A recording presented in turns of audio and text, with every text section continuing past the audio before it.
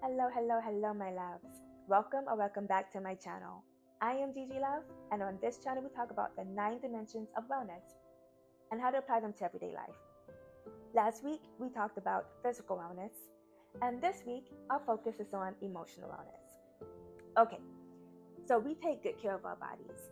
We go to the gym, we make sure we eat right, we move, we go to the doctor if we're not feeling well.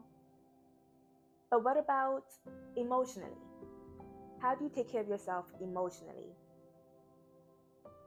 Continue thinking about that question as we go throughout this video. Alright, so today, I'm breaking it all down to you. The who, what, when, where, why, and how of emotional wellness, aka emotional well-being. And hopefully by the end of this video, you'll have a clear understanding of what it really means, how it shows up in your everyday life, and what you can do to strengthen it. Okay, let's dig in. So let's talk about the what of emotional well-being. Just so you know, I'm going to be going in and out with emotional well-being and emotional wellness. It means the same thing. So, what is emotional well-being? It is your ability to understand your emotions, to manage them in healthy ways, and express them without fear or shame. It's not about being happy all the time. It's about emotionally balanced, self-aware, and resilient. Those are what the aim is for emotional well-being. So that in those times of stress, conflict, or heightened situations, you know how to bring yourself back and ground yourself. Okay, so what does this look like? It's understanding your feelings, also known as or plays into emotional awareness. It's knowing how to calm yourself when you're overwhelmed or being able to communicate your needs. And this one's important, at least one of the ones that I really like, because it allows you to be able to verbalize what you need, when you need it, and how you need it to those around you so that they can help you, right? It's also being able to practice compassion towards yourself.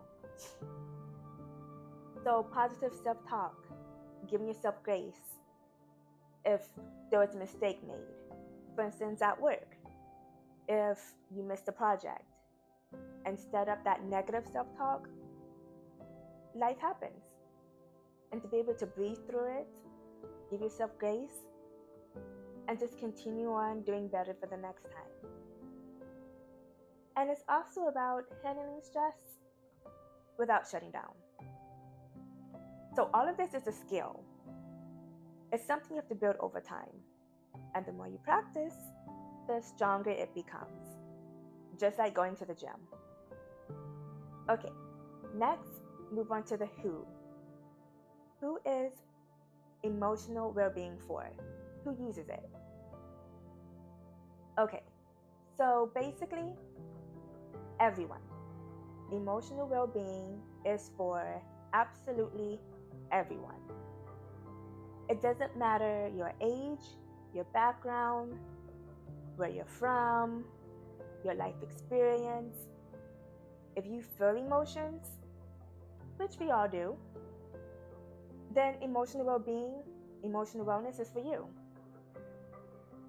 It's something that you deserve to understand and nurture. I want to think about it as if it was a person, right? Think about a situation where a person who goes to work every day and they smile throughout the meetings, throughout the day, but then when they come home, they feel completely drained. Or a friend who says, I'm fine, on autopilot, when they're really not. Or even yourself. On those days you feel disconnected from yourself and you can't really explain why. Basically, it's for people who feel overwhelmed, disconnected, people who want a healthy relationship, who want to grow, and who want to learn to feel more grounded and confident in themselves. There's no type of person who needs emotional wellness, because we all do. Now, when does emotional well-being matter? It matters all the time. Emotional well-being matters when you're stressed, when you're celebrating, whether it be a graduation, a promotion, a birth. It's also for when you're grieving, the loss of a pet, the loss of a loved one, the loss of a job, or when you're starting something new, starting a new job, starting a YouTube channel. And it's for if you're healing from something old, a breakup, moving out, going to a new location. And for when basically you're trying to understand yourself better. But remember, it's not something you only think about when things go wrong. Emotional wellness is a daily practice, something you build through small choices, small habits, and small moments of awareness. Okay, next, where does emotional well-being show up? It shows up in every aspect of your life. It shows up in your relationships, how you communicate, your decision making, how you talk to yourself, self-talk, work, school, how you handle conflict, how you respond to stress, and how you treat yourself on those hard days. And so many other places that it can show up. These are only a few. But know that emotional wellness is like a foundation of a house. Everything else, your goals, your relationships, your confidence, it's built on top of it. And just like I mentioned before, the more you practice, the stronger it becomes. And in this analogy, the stronger your house becomes as well. Next, the how. How do you support emotional wellness? So there are many ways to support this. You don't have to do them all at once. Just start small, start gentle, and start where you are.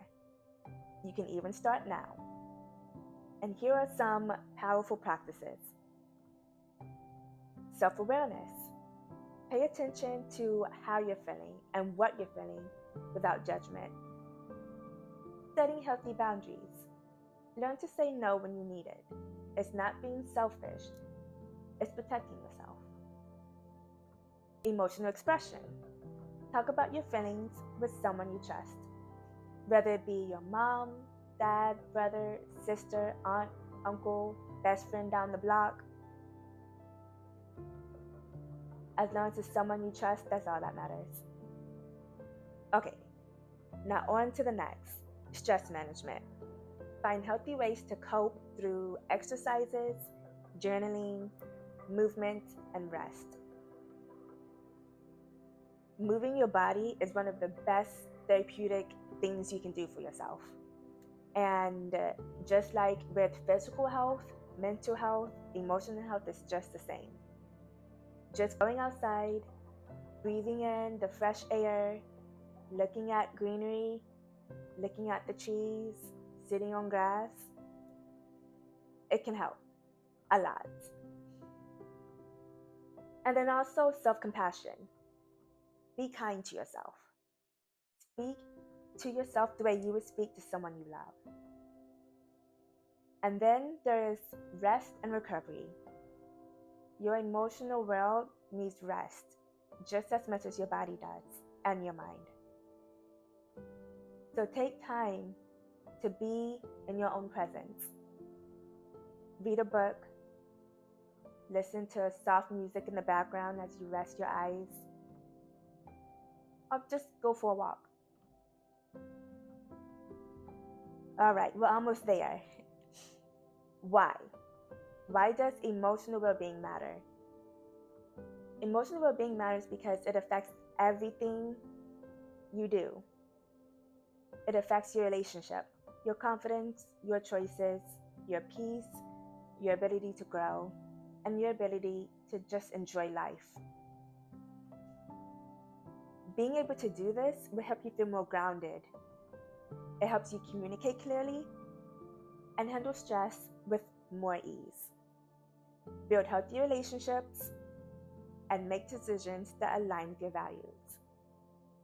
Also know that emotional wellness is not a luxury, it's a necessity. It's the foundation of a healthy, fulfilling life. To bring everything into perspective, we all know the holiday that's here, July 4th, Independence Day. And I want to leave you with 3 different things you can use to implement into this holiday to help support your emotional well-being. Number 1, check in with yourself before the day starts. So what does this mean?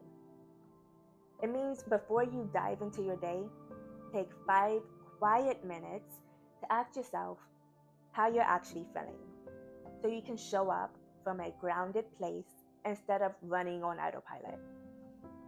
For instance, if you are hosting a July 4th event and you're waking up, starting the day anxious, overwhelmed with a to-do list, finishing up the last touches, instead of going into the day with those feelings, take time to ground yourself. So that way you can show up and be present. Also, number 2, set one small boundary.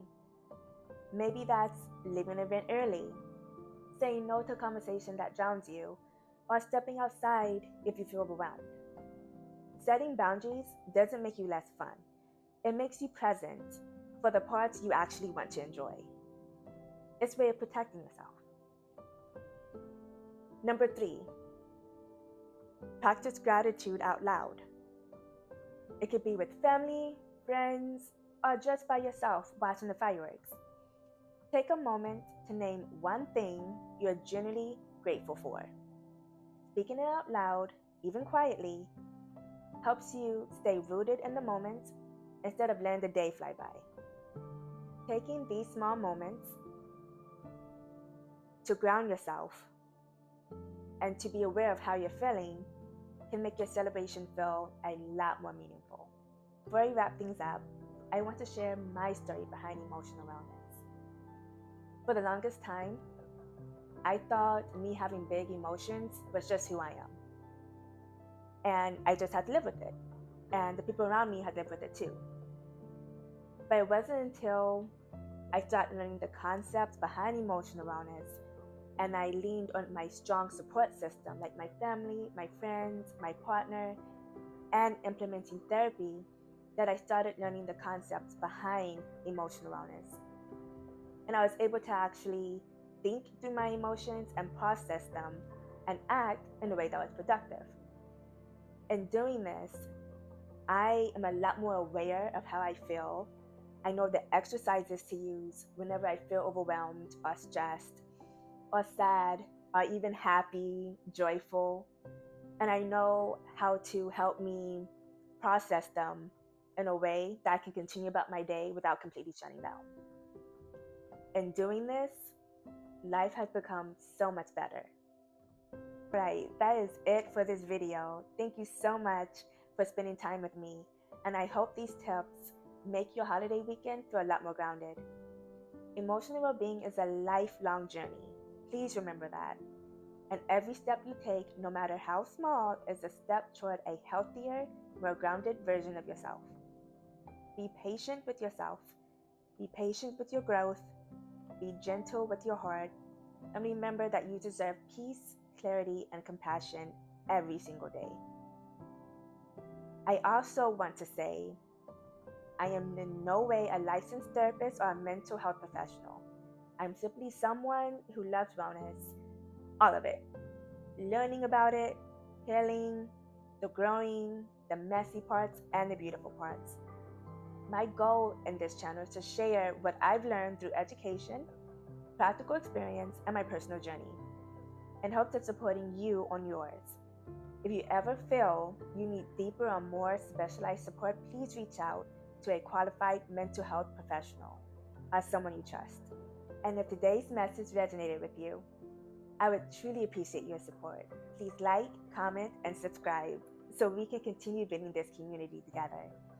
Let me know which emotional wellness tips you want to explore more. Your feedback is always welcomed, and it's how I shape everything I create.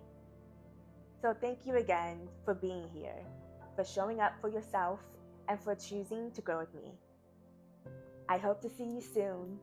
As always, I am JiJiLuve. Bye.